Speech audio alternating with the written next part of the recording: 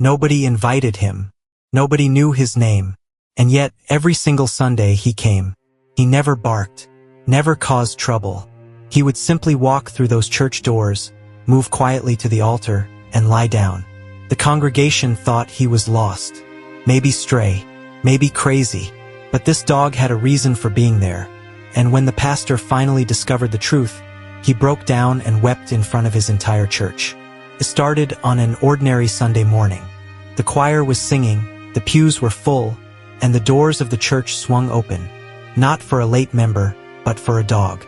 A calm, quiet dog who walked in like he owned the place. The ushers were on their feet immediately. They rushed to remove him, grabbing him gently and pushing him back outside. The dog didn't growl, didn't resist. He simply walked out, and the service continued. But the next Sunday he was back.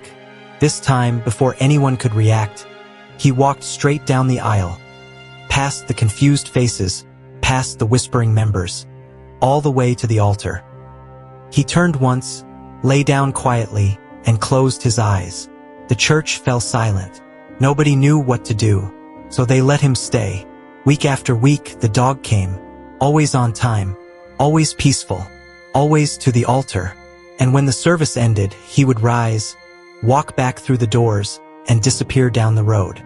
He never begged for food, never barked at children, never caused a single moment of trouble. Church members began to talk. Some found it strange. Some found it oddly comforting, like a quiet presence that belonged there, even if they couldn't explain why. But it was the pastor who couldn't let it go. Where does this dog come from? Where does he go? One Sunday after service, the pastor made a decision. He was going to follow him. The dog moved through the streets with purpose. No hesitation, no distraction. The pastor followed at a distance, his curiosity growing with every step. Then the dog stopped, in front of a hospital. The pastor stood there, confused.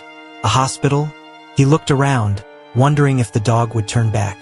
But the dog looked over his shoulder, almost as if checking that the pastor was still there, then walked through the entrance. The pastor followed him inside, down one corridor, then another, until the dog stopped at a room and sat down quietly at the door. The pastor pushed it open, and what he saw made his heart break in two. There, lying in the hospital bed, pale and still, was a man he recognized. One of his own congregation, a widower, a faithful member who had simply stopped showing up. And nobody had noticed. The man was unconscious, tubes running from his arms, a monitor beeping softly beside him. He had been fighting cancer alone while his church carried on without him.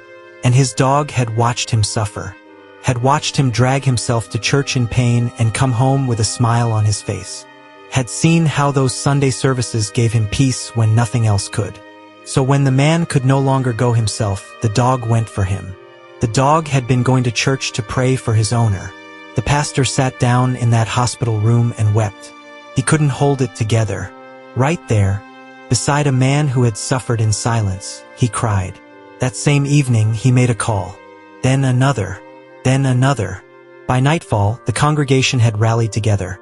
A collection was taken, a prayer group was formed, and arrangements were made to transfer the man to a better-equipped hospital where he could receive the treatment he deserved. The dog never left his side. Day and night, he lay beside the bed, watching, waiting, ears raised at every sound, hoping, each time, that it would be his owner's voice calling his name. Then one quiet evening, it happened. A stir, a sound, movement. The man's eyes opened.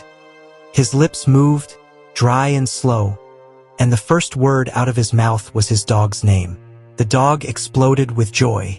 He leapt up, barking, spinning, licking his owner's face over and over again, rolling on him, unable to contain what had been building for weeks. Weeks of silence, weeks of lying still and hoping. The noise brought the doctor running in. After a quick examination, the doctor looked up with a smile. He's responding to treatment. He's getting better. The following Sunday morning, the church doors opened. The congregation turned, expecting, maybe hoping, and there he was, the man. Thin but walking, smiling but present, and right beside him his dog. But this time the dog didn't wait in the car. For the first time in years, he walked through those doors with his owner. Side by side, down that same aisle, all the way to the altar, the church erupted. People were on their feet, crying, clapping, reaching out to touch the man's shoulders as he passed.